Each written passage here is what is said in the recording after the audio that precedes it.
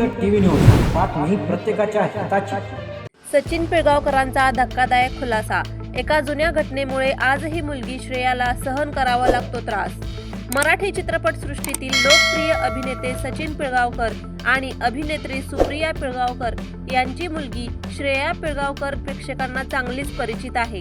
मात्र श्रेयाच्या जन्मापूर्वी घडलेल्या एका घटनेमुळे तिला आजही मानसिक त्रास सहन करावा लागतो, असा खुलासा स्वतः सचिन पिळगावकर यांनी त्यांच्या आत्मचरित्र हाच माझा मार्ग मध्ये केला आहे. सचिन आणि सुप्रिया यांनी श्रेयाच्या जन्मापूर्वी करिश्मा मखानी नावाच्या एका मुलीला आपल्या घरी आणून तिचा सांभाळ केला होता.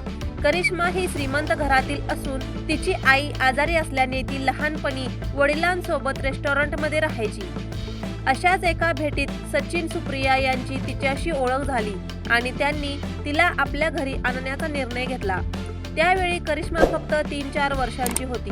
सुप्रिया यांनी मनापासून तिचं संगोपन केलं. तिला चित्रपटांमध्येही संधी दिली. सचिन आणि करिश्माच्या वडिलांनी पार्टनरशिप मध्ये किटो फिल्म्स ही संयुक्त कंपनी सुरू केली.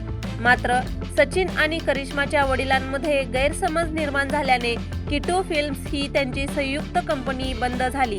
त्यानंतर करिश्माचे वडील तिला कोणतीही पूर्वसूचना न देता लंडनला घेऊन गेले.